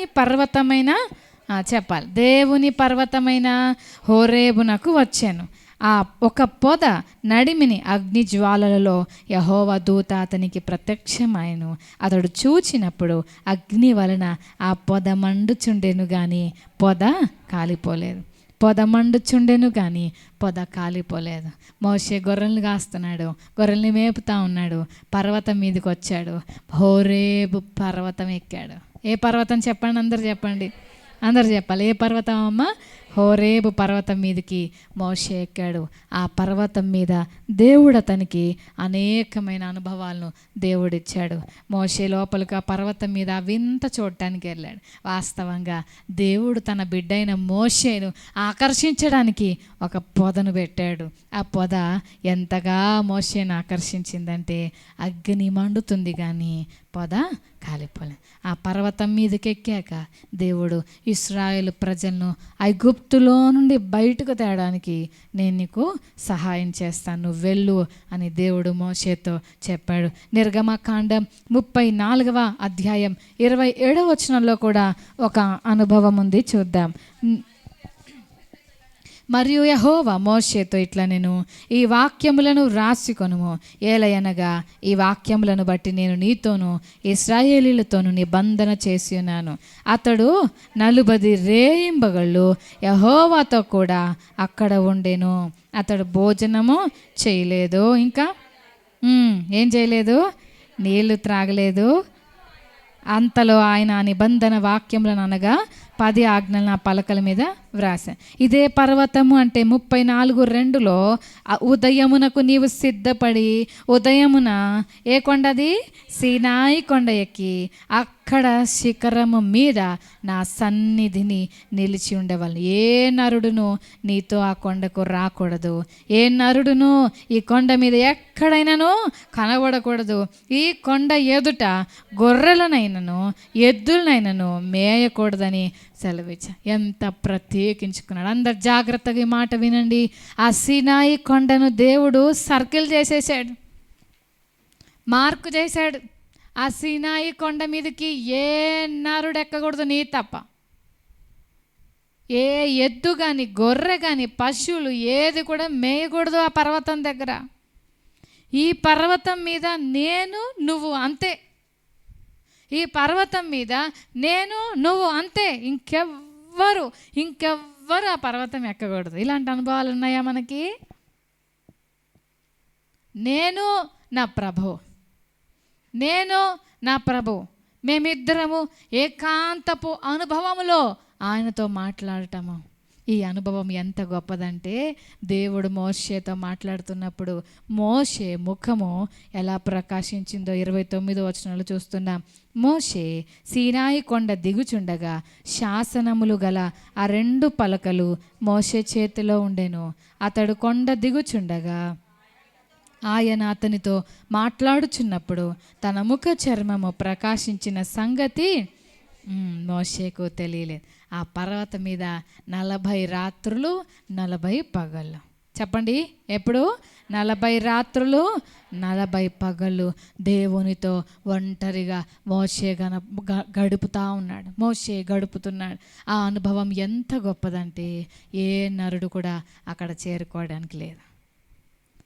40 రాత్రులు 40 పగళ్ళు అక్కడే ఆహారం లేకుండా, వాటర్ లేకుండా అలాగే గడుపుతూ వచ్చాడు. దేవునితో మాట్లాడుతున్నాడు. ఏది మండేనో, ఏది ట్యూస్డేనో, ఏది ఫస్ట్ డేనో, ఏది 5th డేనో, ఏది 20th డేనో, ఏ రోజు ఏందో ఏమీ తెలీదు. ఆయన కంప్లీట్గా మోషే తన్ను తాను మర్చిపోయాడు. దేవునితో గడిపే అనుభవంలో మోషే తన్ను తాను మర్చిపోయాడు. ఈరోజు మనందరం ప్రార్థన చేయడానికి వెళ్తాం, మన ఇళ్ళల్లో ప్రార్థన చేసుకుంటాం, చర్చిలోకి వచ్చి ప్రార్థన చేసుకుంటాం. ఈ ప్రార్థనలో మనల్ని మనం మర్చిపోయే అనుభవం, సమయాన్ని లెక్క చేయకుండా సమయాన్ని మర్చిపోయి మనల్ని మనం మర్చిపోయి దేవునితో అలా గడిపే అనుభవం పొందుకుంటున్నామా? ఈ అనుభవం మనకుందా? మోషే అలాంటి అనుభవం పొందుకున్నాడు. దేవుడు కూర్చొని మాట్లాడుతూ ఉన్నాడు, మోషే కూర్చొని వింటూనే ఉన్నాడు. అమ్మా ఉన్నారా ఇక్కడ? దేవుడు మోషేతో మాట్లాడుతూ ఉన్నాడు, మోషే కూర్చొని వింటూ ఉన్నాడు. చూస్తున్న పాపం కింద ఉన్న వాళ్ళకి అసలు ఈ మోషే ఉన్నాడా పోయాడా? మోషే ఉన్నాడా లేకపోతే వెళ్ళిపోయాడా? కింద ఇంకో లీడర్ గారు ఉన్నారు కదా, అహరోన్ గారిని పిలిచి, అయ్యా మాకు డౌటు, మోషే లేడు, 40 రోజులైంది. ఎంత ప్రార్థన చేస్తే ఒక రోజు ఉంటాడేమో, 40 days అవుతుంది. చూసి మా కళ్ళు కాయలు కాసినాయి. ఉంటే ఆ పర్వతం మీద తిండి లేకుండా నిద్ర లేకుండా బతుకుంటాడా? ఎప్పుడో చచ్చేపోయి ఉంటాడు. ఏదో ఒకటి చేసి ఓ దూడ బొమ్మనో ఏదో బొమ్మ చేసి ఈయనే దేవుడని పూజించడానికి నువ్వు బొమ్మ తయారు చేయని కింద ఫోర్స్ ఎక్కువైపోయింది. కన్ఫ్యూజన్స్. దేవునితో గడపని వాళ్ళకి అన్ని అనుమానాలు, అన్ని గందరగోళాలు, అన్ని కలవరాలు, అన్ని రకాల సందేహాలు, అన్ని డౌట్లు వస్తాయి. కింద ఏదో ఒకటి చేసేస్తూ ఉంటారు, ఏదో ఒక రూపం చేసేస్తూ ఉంటారు, ఎవరినో ఒకరిని కనిపించిన వాళ్ళు పూజిస్తూ ఉంటారు. ఏది కనిపిస్తే దాని వైపు ఎటు పోవాలంటే అటు. కానీ పర్వతపు అనుభవములో ఉన్నవాడు ప్రభువును తప్ప మరి దేనిని చూడడు. హల్లెలూయా! మీకు అర్థమవుందా? అక్కడున్నాడు తేడా, ఇక్కడున్న వాళ్ళు తేడా. ఇక్కడున్న వాళ్ళు ఏది కనపడుతుంది వెంటే పడతారు, కానీ అక్కడున్న వాళ్ళకి they have clear cut clarification. ఎవరిని వెంబడించాలో, ఎవరిని పూజించాలో, ఎవరి దగ్గర గడపాలో, ఎవరి సౌందర్యాన్ని పొందుకోవాలో, ఎవరి ముఖ దర్శనం చేయాలో, ఎవరి స్వారూప్యాన్ని అనుభవించాలో పర్వతము మీద ఉన్నవాడికి ఆ అనుభూతి కనబడుతుంది. కనుక ప్రియ దేవుని బిడ్డ, ఈరోజు మనం ఆలోచన చేద్దాం. మోషే పర్వతం మీద ఉన్నాడు, దేవుని ముఖ దర్శనాన్ని చేస్తున్నాడు. దేవుని ముఖం చూస్తూ, ప్రవ్వా నేను చూడాలనిపిస్తుంది ప్రవ్వా, నువ్వు మాట్లాడుతుంటే ఇంత శక్తి, ఇంత ప్రభావం, ఇంత మహిమ, ఇంత ఘనమైన కార్యాలు జరుగుతున్నాయి. అసలు నీ మాటలోని మాధుర్యం ఇంత గొప్పదైతే నీ ముఖంలోని సౌందర్యం ఇంకెంత బాగుంటుంది. ఒక్కసారి నీ ముఖం చూస్తాను ప్రవ్వా అని దేవుణ్ణి బతిమలాడుకుంటున్నాను. ఎప్పుడైనా అడిగావా? ఒక్కసారి నేను చూడాలని ఉందయ్యా, ఒక్కసారి నీ ముఖం చూపి అయ్యా, నేను చూడాలనిపిస్తుంది అయ్యా, నీ మహిమ ఏంటో చూడాలనిపిస్తుంది అయ్యా. మోషే నా ముఖం చూస్తే ఎవరు తట్టుకోలేరు మోషే, నేను చూపించలేను నా ముఖం, నా ముఖంలో ఉన్న ప్రకాశం, నా ముఖంలో ఉన్న కాంతి మీరు చూసి తట్టుకోలేరు మోషే అని దేవుడు చెప్తే, లేదయ్యా చూడాలనిపిస్తుంది అయ్యా. సరే, నేను నీ కళ్ళు కప్పి నా వెనుక భాగం నీకు చూపిస్తాను అని దేవుడు మోషే కన్నులు కప్పి మోషే మీదుగా దాటి వెళ్ళాడు. ఆ దాటి వెళ్ళినందుకే భూకంపం, గందరగోళం, అంత అల్లజడి, అంత భయంకరమైన ఆ ప్రకృతిలో ఉన్న మార్పులు చూశాడు. ఇంత శక్తిమంతుడివా ప్రభువా, నువ్వు ఇంత బలమైన వాడివా, ఇంత బలమైన వాడివి, అంత గొప్పోడివి, నాతో మాట్లాడడానికి ఎన్ని రోజులు అంత గొప్పోడితోనే మాట్లాడానా? 40 days and nights, 40 రాత్రులు 40 పగళ్ళు నేను ఇంత గొప్పోడితో మాట్లాడానా ప్రభువా? అవును ప్రియ దేవుని బిడ్డ, నువ్వు గనక ఆసక్తితో దేవుని పాదాల దగ్గర కూర్చుంటే అంత గొప్పోడు. మోషేతో మాట్లాడిన గొప్పోడు, ఏలియాతో మాట్లాడిన గొప్పోడు, అబ్రహాముతో మాట్లాడిన గొప్ప దేవుడు నీతో మాట్లాడడానికి కూడా సిద్ధంగా ఉన్నాడు. హల్లెలూయా! నువ్వు కూర్చోవాలే కానీ నువ్వు ఆయన సన్నిధిలో ఆసక్తితో నాతో మాట్లాడు ప్రభువా, నీ స్వరం నేను వినాలి, నీ సన్నిధి నేను అనుభవించాలి, నీ స్పర్శ నేను అనుభవించాలి, నీ తాకిడి నేను పొందుకోవాలని నువ్వు అడగాలే. కానీ ఆశ కలిగిన ప్రతి ఒక్కరిని తృప్తిపరచగలిగిన దేవుడు ఆయన. జక్కయ్య అనుకున్నాడు, ఆయన చూడాలనిపిస్తుంది. యేసు ఎవరో నేను కూడా చూడాలనుకుంటున్నా, నాకు కూడా యేసును చూడాలని అనిపిస్తుందని జక్కయ్య ఆశపడ్డాడు, ప్రయత్నించాడు, వర్కౌట్ కాలేదు. చెట్టెక్కి చూస్తున్నాడు, ఇంకొక రకంగా ట్రై చేద్దామని చెట్టెక్కి చూస్తున్నాడు. జక్కయ్యలో ఉన్న ఆసక్తి జన సమూహమును పక్కన పెట్టి జక్కయ్య దగ్గరకు యేసయ్య వచ్చేలా చేసింది. హల్లెలూయా.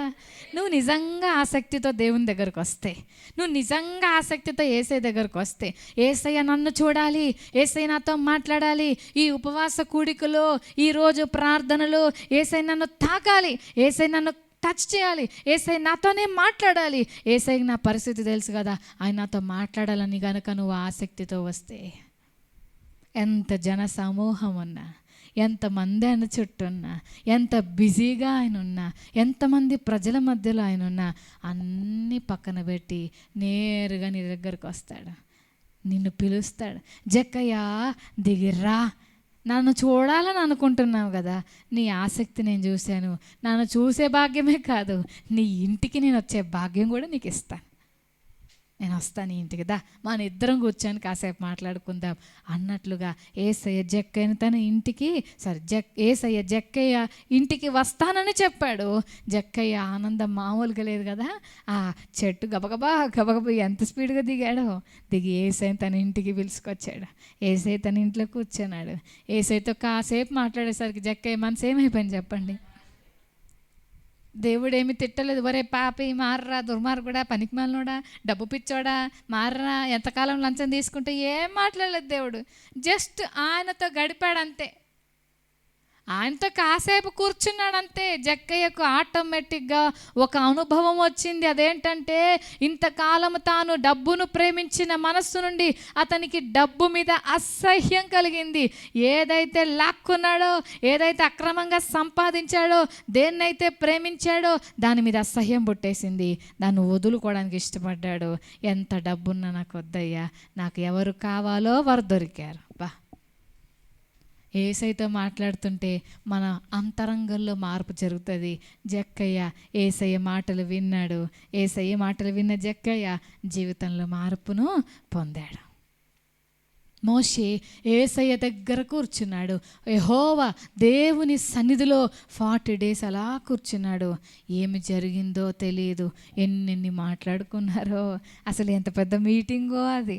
ఎంత లోకంలో ఎన్ని మీటింగ్లైనా 1-2 గంటలు, సెమినార్ అంటే 4-5 గంటలు ఉంటుంది. కానీ ఈ మీటింగ్ చాలా బిగ్ మీటింగ్ అనమాట.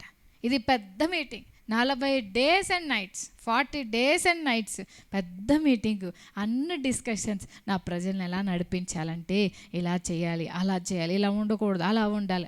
40 రోజులు కూడా ఎన్నో విషయాలు దేవుడు మోషేకు నేర్పించి గాడ్లీ డైరెక్షన్తో నడిపించాడు. ఆ 2 పలకలనిచ్చి కిందికి పంపిస్తుంటే ఆ 40 రోజుల అనుభవంతో మోషే గొప్ప మహిమతో, తేజస్సుతో పర్వతం మీద నుండి కిందికి వచ్చాడు. దేవుని యొక్క కాంతి అతని ముఖం మీద ప్రతిబింబింపజేసింది, రిఫ్లెక్ట్ అయింది గాడ్స్ గ్లోరీ. దేవునితో గడుపుతున్నప్పుడు ఏం కావాలి దయమ్మక్క? దేవునితో గడుపుతున్నప్పుడు మన ముఖం ఏం కావాలా? ఆయన కాంతి మనలోకి రావాలి. మనల్ని ఎవరైనా చూస్తే, మనం ప్రార్థన చేసినప్పుడు మనల్ని ఎవరైనా చూస్తే దైవికమైన ప్రకాశం మన ముఖంలో కనబడాలి, మన ముఖంలోకి ఆ రిఫ్లెక్షన్ రావాలి. అది నిజమైన ప్రార్థన జీవితం అంటే అది.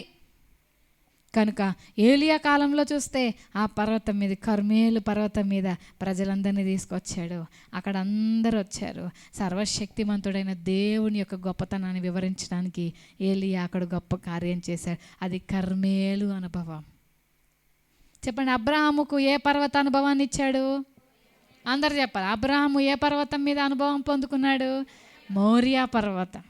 మోషే పర్వతము సీనాయి, హోరేబు పర్వతం, సీనాయి పర్వత అనుభవాన్ని మోషే పొందుకున్నాడు. ఇప్పుడు ఏలియా ఏ అనుభవం చెప్పండి? ఇది కర్మేలు అనుభవం. కర్మేలు పర్వతం ఎక్కాడు.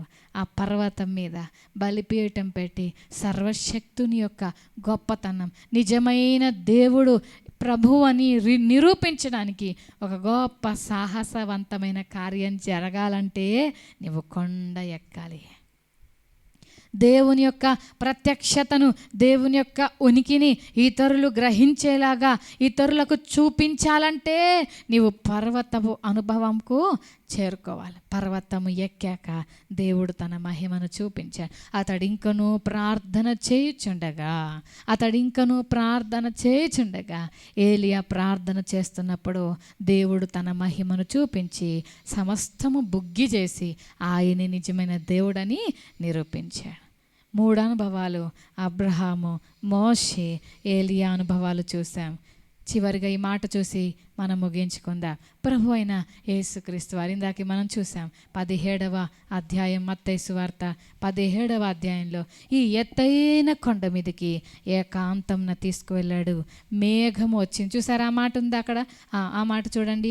5వ వచనం 17వ అధ్యాయం మత్తయి సువార్త 5వ వచనంలో అతడు ఇంకను మాట్లాడుచుండగా ఇదిగో ప్రకాశమానమైన ఒక మేఘము వారిని కమ్ముకొనెను. ఏమైంది చెప్పండి, అందరూ చెప్పాలా? ఏం కమ్ముకుంది? ఇశ్రాయేలు ప్రజలకు పగలు ఏమొచ్చేది, రాత్రి ఏముండేది? ఈ మేఘము దేవుని సన్నిధికి సాదృశ్యం.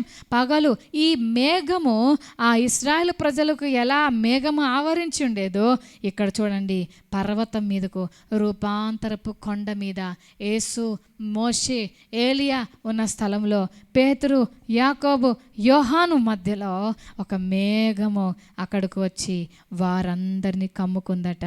ఆ మేఘమునే చెప్పేస్తుంది చాలు, ఆ మేఘమే చాలు చెప్పడానికి ఇది దేవుని సన్నిధిని. దేవుడు అంతటితో ఊరుకోలేదు.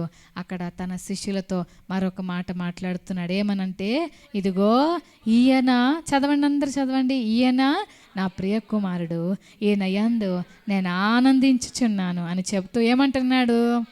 ఈయన మాట వినుడి, ఈయన మాట వినుడి. పేతురుకు ఆనందం తట్టుకోలేక చెప్పేస్తాను ప్రభువా, ఇక్కడ ఆగిపోదమ్మా. దేవుని స్వరూపం చూసేసరికి పేతురుకి ఎంత సంతోషం వేసిందంటే, ఫ్రీజ్ అయిపోదాం ప్రభువా, ఇక్కడ ఆగిపోదాం, ఇంకొద్దా. కొంతమందికి పెళ్ళిళ్ళలో ఆ పెళ్లిపేట మీద వైట్ డ్రెస్ వేసుకొని, వైట్ ఫ్రాక్ వేసుకొని అలాగే ఉండిపోతే బాగుండు కదా, స్టేజ్ దిక్కుండా. అందరూ మనల్ని చూస్తారు, మనకి గిఫ్ట్లు ఇస్తారు, మనకు అందరు కట్నాలు పెడతారు, డబ్బులు ఇస్తారు, గిఫ్ట్ బాక్సులు ఇస్తారు, సామాన్లు పెడతారు, వచ్చే వాళ్ళు వచ్చి పలకరిస్తూ ఉంటారు. ఆ స్టేజ్ మీద ఒక అక్క ఉండేది, పెళ్ళి చేసుకో అక్క అంటే ఆ అక్క చేసుకునేదే నాకు ఇష్టం ఉండదు పెళ్ళి. ఎందుకంటే వంట చేయాలి, పిల్లలు, కష్టాలు, ఇవన్నీ. పెళ్ళి అయితే అన్నీ బాధలే. ఎంతమందిని చూడట్లేదు పెళ్ళి చేసుకున్న వాళ్ళు ఏమైనా హ్యాపీగా ఉన్నారా? హ్యాపీగా ఉన్నా ఇప్పుడు నేను, నాకు పెళ్ళి వద్దు అనేది. అసలు ఎందుకు నీకు పెళ్ళంటే అంత ఇష్టం ఉండదంటే, పెళ్ళంటే ఇష్టమే కానీ స్టేజ్ దిక్కుండా అలాగే ఉండిపోయే పెళ్ళి అయితే చేసుకుంటా అనింది ఆ మాట. అంతవరకు ఇష్టం నాకు. ఏది? స్టేజ్ ఎక్కేదాకా ఇష్టం, స్టేజ్ దిగడం ఇష్టం ఉండదంట. ఎందుకంటే అసలు జీవితం అంతా దిగాక ఉంటుందిగా. గ్రాండ్ వెల్కమ్తో లోపలికి ఎంట్రీ ఇస్తారు. ఘనమైన వివాహము, ఘనంగా వెల్కమ్ చేస్తారు. ఆ తర్వాత చాలామంది జీవితాలు ఘనము ఎక్కడికో ఎగిరిపోద్ది. వివాహంలో ఉన్న ఘనత కనబడదు. ఒక స్టేజ్ వరకే ఇష్టం, ఆ తర్వాత వద్దు, కష్టాలు వద్దు. ఆ సంతోషంలో, ఆ మహిమలో నన్ను అలా ఉంచేసే ప్రవ్వా, ఇక్కడ బాగుంది, ఇక్కడ బాగుంది, కిందికి వద్దు ప్రవ్వా.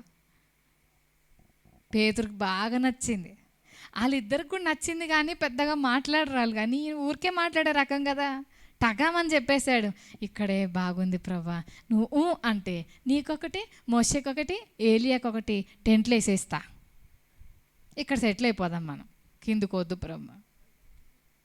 పర్వతం ఎక్కితే చెప్పండి, పర్వతం ఎక్కితే కిందికి దిగబుద్ది కాదు. కిందుంటే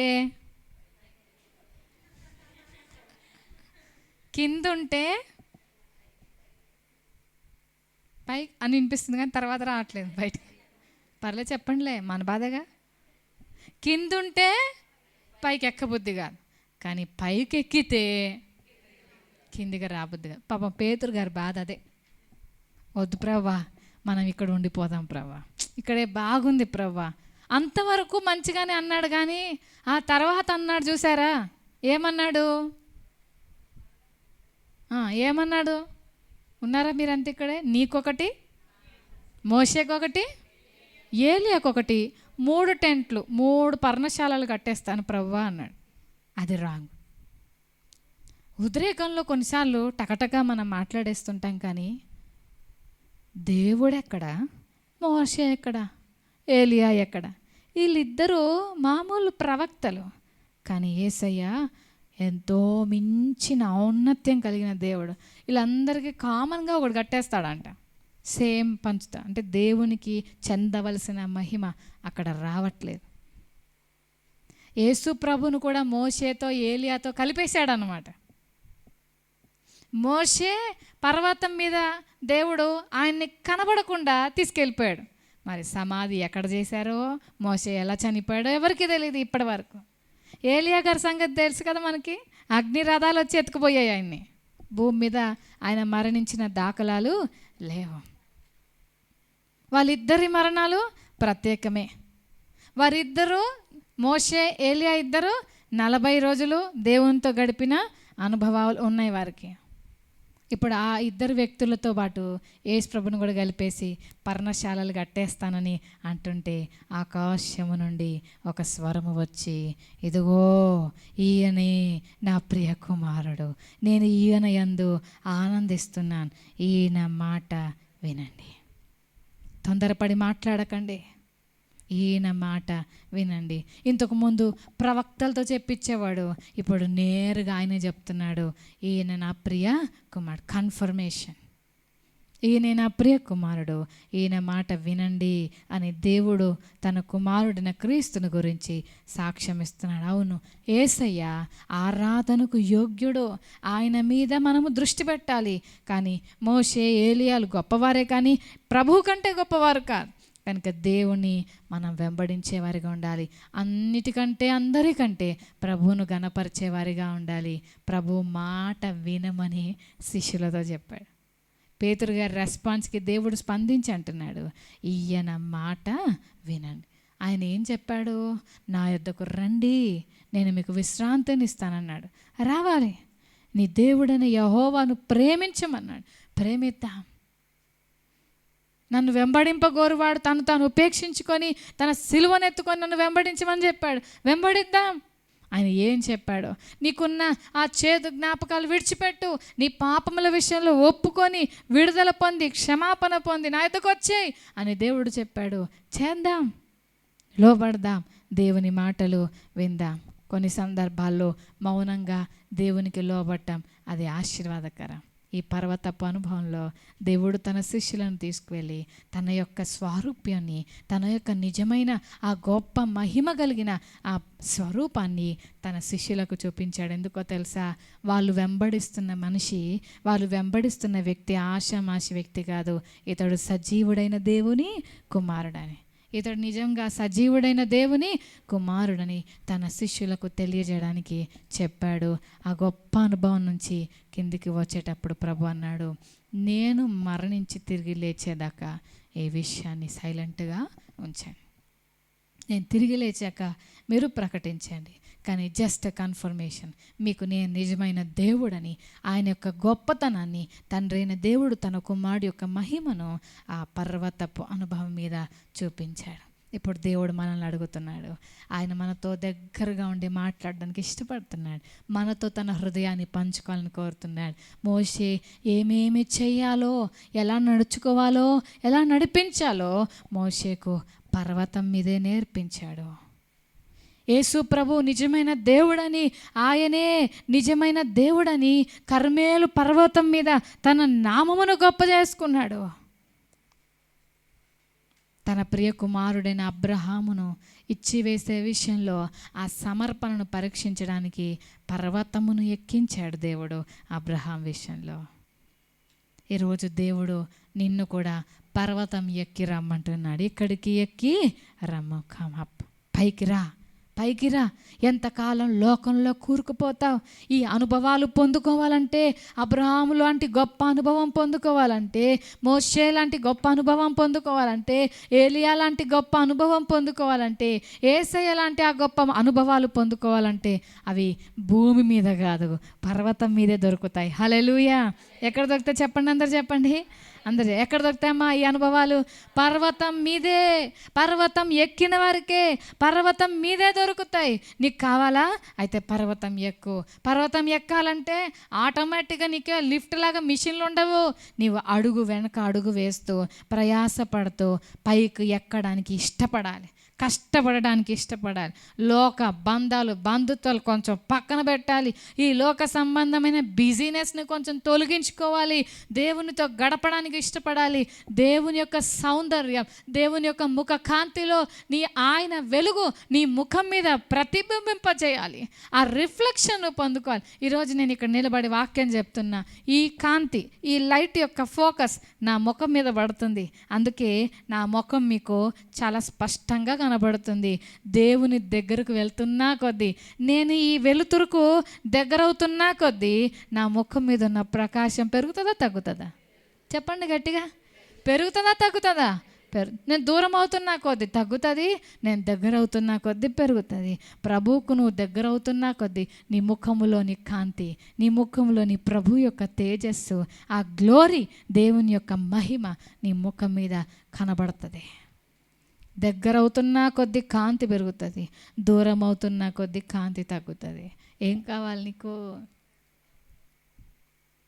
దేవుడు అంటున్నాడు, ఎక్కిరామో, వస్తావా? దేవుని యొక్క ఆ ప్రత్యేకమైన అనుభవాలు పొందుకుంటావా? మోషే లాంటి అనుభవం. మోషే దేవుని దగ్గర గడిపాడు. ఆ అనుభవం మనం మోషే అంత గొప్పోళ్ళం కాకపోయినా, ఏలియా అంత గొప్పోళ్ళం కాకపోయినా, యేసుప్రభు అంత గొప్పోళ్ళం మనం కాదు. అయితే ఆయన బిడ్డలు ఎవ్వరు వచ్చినా, ఆయన దగ్గరికి ఆసక్తితో వచ్చినా, దేవుడు వారిని ఎప్పుడు అసంపూర్ణులుగా, అసంతృప్తితో పంపడట. ఆయన దగ్గరకు ఆసక్తితో వస్తే తప్పకుండా దేవుడు వారి ఆకలిని తీరుస్తాడని దేవుని వాక్యం చెప్తుంది కదా. ప్రభా, పర్వతపు అనుభవం నాకి ప్రభా, పర్వతపు అనుభవం నాకి ప్రభా. ప్రార్థనలో నేను లోకానికి దూరంగా నీకు దగ్గరగా రావాలి. ప్రార్థనలో నీకు సమీపముగా ఉండే అనుభవం కావాలి ప్రభా. అట్టి అనుభవం నాకు. ప్రార్థనలోని ఔన్నత్యం, అక్కడ సైలెన్స్గా ఉంటుంది, అక్కడ నిశ్శబ్దంగా ఉంటుంది, మనుషుల స్వరాలు వినబడవు, అక్కడ ట్రాఫిక్ ఉండదు, అక్కడ ఏ డిస్టర్బెన్సెస్ ఉండవు, ఏ ధ్వనులు వినబడవు, ఆయన ధ్వని తప్ప. ఆ పర్వతపు అనుభవంలోకి నువ్వు వస్తే ఆయన స్వరము తప్ప, ఆయన ధ్వని తప్ప నీకే స్వరాలు వినపడవు. ఎక్కావా ఎప్పుడైనా అనుభవంలోకి? ఒకవేళ రాకపోతే ఈరోజు ప్రభుని అడుగుదాం, దేవా నాకు అనుభవం కావాలి. నువ్వు నేను నీతో, నీవు నాతో. షులమీత అంటది కదా, నేను అతని దానను, అతడు నావాడు. అంతే. ఆ ఔన్నత్యంలోకి మనం వెళ్తే గొప్ప గొప్ప మహిమ కలిగిన అనుభవాలను మనం పొందుకుంటామని దేవుడు తన వాక్యం ద్వారా మాట్లాడుతున్నాడు. అట్టి అనుభవాలు మనం పొందుకున్నట్లుగా ప్రభు తన కృపను మనందరికీ అనుగ్రహించునుగాక. ఆమేన్.